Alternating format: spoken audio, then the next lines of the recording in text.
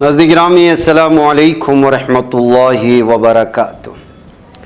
सीधी बात के ताज़ा तरीन आज की बात ख़ास बात में आप लोगों का इस्तकबाल है। नाज़रीन गिरामी मैं अंसार अज़ीज़ नदवी इस वक्त दिन भर से आई हुई कुछ अहम तरीन ख़बरों की तफसीलात लेकर हाजिर हूँ। तफसीलात में जाऊँ उससे पहले आप लोगों को इत्तला कर दूँ कि मुश्तरका क़ुरबानी का ऐलान आ चुका है। बहुत कम अयाम रह चुके हैं। जिन अहबाब को इसमें हिस्सा लेना है वो अपने नाम दर्ज करवा दें। आइए पहली खबर की जानिब बढ़ते। मध्य प्रदेश के धार वाक़े तारीख़ी भोजशाला तनाज़े पर मध्य प्रदेश हाई कोर्ट ने जुमा को ऐसा फैसला सुनाया जिसने मुस्लिम फ़रीक़ को शदीद धचका पहुँचाया है। अदालत ने भोजशाला को मंदिर करार दिया और साथ ही हिंदू फ़रीक़ को पूजा करने का हक़ भी दिया। ये हिंदू फ़रीक़ की बड़ी जीत मानी जा रही है। अदालत ने कहा हमने अक्स किया है, इस जगह पर हिंदुओं की पूजा कभी ख़त्म नहीं हुई। हम ये भी दर्ज करते हैं कि तारीख़ी अदब ये साबित करता है कि मुतनाज़ा इलाका भोजशाला की शक्ल पर परमार ख़ानदान के राजा भोज से मुंसलिक संस्कृत तालीम के मरकज़ की शक्ल में जाना जाता था। मगरबी बंगाल की कलकत्ता में नमाज जुमा के दौरान तसादुम की खबरों ने हलचल पैदा कर दी है। गौर करने वाली बात यह है कि मुस्लिम तबके का तसादुम किसी दूसरे मजहबी तबके से नहीं हुआ, बल्कि तसादुम मुसलमानों के ही दो ग्रुप के दरमियान हुआ, वो भी नमाज की अदायगी को लेकर। मीडिया रिपोर्ट्स में बताया जा रहा है कि जुमा के रोज़ उस वक्त कशीदगी वाली हालत पैदा हो गई जब एक मस्जिद की इंतज़ामिया ने नमाजियों को दूसरी मस्जिद में जाकर नमाज़ पढ़ने के लिए कहा। एक रिपोर्ट के मुताबिक मामला भीड़ भाड़ वाले इलाके राजा बाज़ार का है। जुमा की नमाज के दौरान बड़ी तादाद में नमाजी जुमा हो गए थे। हालात कुछ देर के लिए कशीदा हो गए। बाद में पुलिस और मकामी लोगों की मदद से हालात पर काबू पा लिया गया। पेट्रोल डीजल घरेलू इस्तेमाल की अशिया की बढ़ती कीमतों को लेकर कांग्रेस का मोदी हुकूमत पर शदीद हमला जारी है। कांग्रेस तर्जुमान सुप्रिया श्रीनेत ने आज एक वीडियो पैगाम में मरकज़ी हुकूमत को आवाम दुश्मन करार देते हुए कहा कि अमृतकाल के नाम पर मुल्क के आवाम पर महंगाई का कोड़ा बरसाया जा रहा है। सुप्रीम कोर्ट ने उन्नाव रेप केस में मुनक़िद की सज़ा काट रहे साबिक बीजेपी रुकन असम्बली कुलदीप सिंह सेंगर को मिली बड़ी राहत वापस लेते हुए दिल्ली हाई कोर्ट के इस हुक्म को कलअदम करार दिया गया, जिसके तहत उसकी सज़ा पर रोक लगाकर उसे ज़मानत दी गई। अदालत उज़्मा ने दिल्ली हाई कोर्ट को मामले पर नए सिरे से गौर करने और दोबारा फैसला सुनाने की हिदायत दी है।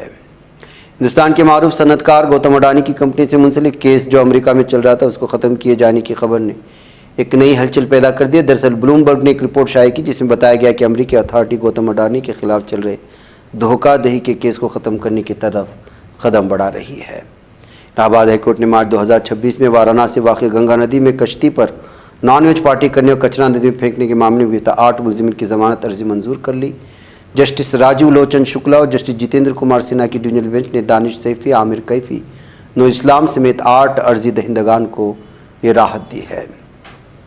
सोने और चांदी की कीमतों में अचानक बड़ी गिरावट देखने को मिल रही। हुकूमत की जानिब से गोल्ड सिल्वर इंपोर्ट ड्यूटी बढ़ाए जाने के बाद रॉकेट की रफ्तार से बढ़ने वाली इन कीमती धातुओं की तेज़ी थम सी गई। पहले चांदी और अब सोना भी बुरी तरह टूट गया है। मल्टी कम्युनिटी एक्सचेंज यानी MCX पर जुमा को फ्यूचर ट्रेडिंग शुरू होती चांदी की कीमत अचानक 17,000 रुपये फ़ी किलो से ज़्यादा कम हो गई। दूसरी तरफ सोना भी एक झटके में मार्केट खुलते ही 3,000 रुपये फ़ी 10 ग्राम से ज़्यादा सस्ता हो गया। नीट UG 2026 पेपर लीक मामले की जांच में अब कुछ ऐसे इंकशाफात हो रहे हैं जो इस पूरे नेटवर्क की सतह खोलते जा रहे हैं। CBI की पूछगछ में गिरफ्तार मुलजिम दिनेश बेवाल ने इतराफ़ किया है कि उसने अपने बेटे के लिए 10 लाख रुपये खर्च करके सवालनामा हासिल किया था, लेकिन इसके बावजूद उसका बेटा इम्तिहान में सिर्फ 107 नंबर का ही जवाब दे सका। चेन्नई पुलिस ने हाल ही में इख्तिताम पज़ीर असम्बली इंतखाबात में फ़र्जी रास्ते से हासिल शनाख्ती दस्तावेज़ात का इस्तेमाल करना जायज़ तरीके से वोट डालने के इल्ज़ाम में 10 गैर मुल्की अशख़ास को गिरफ़्तार किया। गिरफ़्तार शुदगान में 4 ख़वातीन भी शामिल है। इस गिरफ़्तारी से मुतालिक जानकारी पुलिस अफसरान ने 14 मई को दी है।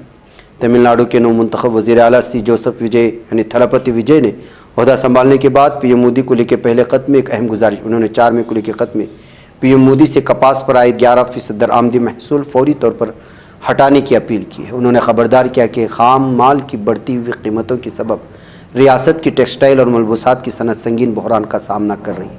अगर इस मामले पर गौर नहीं किया गया तो इस सनत से जुड़े लोगों के लिए मुश्किलात बढ़ सकती हैं। अगर आप भी वोटर लिस्ट में अपना नाम चकवाना चाहते हैं तो नाम शामिल करवाना चाहते हैं या किसी किस्म की गलती दुरुस्त करवाना चाहते हैं तो ये खबर आपके लिए बेहद ज़रूरी है कि इलेक्शन कमीशन ऑफ इंडिया ने मुल्क भर में SIR के तीसरे मरहले का आगाज़ का ऐलान कर दिया। इस मुहिम के तहत 16 रियासतों और 3 मरकज़ के ज़ेर इंतज़ाम इलाकों में वोटर लिस्ट की तस्दीक की जाएगी। उत्तर प्रदेश में पिछले दिनों आए शदीद आंधी तूफान मूसलाधार बारिश के सबब शदीद जानी नुकसान पर दुनिया के कई ममालिक ने अफसोस का इजहार किया है। रूसी सदर व्लादिमीर पुतिन और मुत्तहिदा अरब इमारात ने इस कुदरती आफत के बाद हिंदुस्तान के तय ताज़ियत का इजहार किया है। पाकिस्तान की सूबे खैबर पख्तूनख्वा में दहशतगर्द एक बार फिर पाकिस्तान को बड़ा धचका पहुंचा। ज़राए के मुताबिक मुख्तलिफ मकामात पर हमलों में कम अज़ कम 18 पाकिस्तानी सिक्योरिटी एहलकार हलाक और मुतअद्दिद ज़ख्मी हुए। इन हमलों के पीछे तहरीक तालिबान पाकिस्तान TTP का हाथ होने का खदशा जाहिर किया जा रहा है। खलीज उम्मान में एक हिंदुस्तानी कार्गो जहाज़ का गर्क होना मौजूए बहस बना। इस जहाज़ के डूबने से पूरे खित्ते में समंदरी सिक्योरिटी के ताल्लुक से नई तशवीश पैदा हो चुकी। गुजरात में रजिस्टर्ड माल बरदार जहाज़ MSV हाजी अली मुश्तबा हमले के बाद समंदर में डूब गया। ये जहाज़ सोमालीलैंड से मुत्तहिदा अरब इमारात यानी UAE जा रहा था। इसमें तकरीबन 4000 भेड़ और बकरियाँ मौजूद थीं।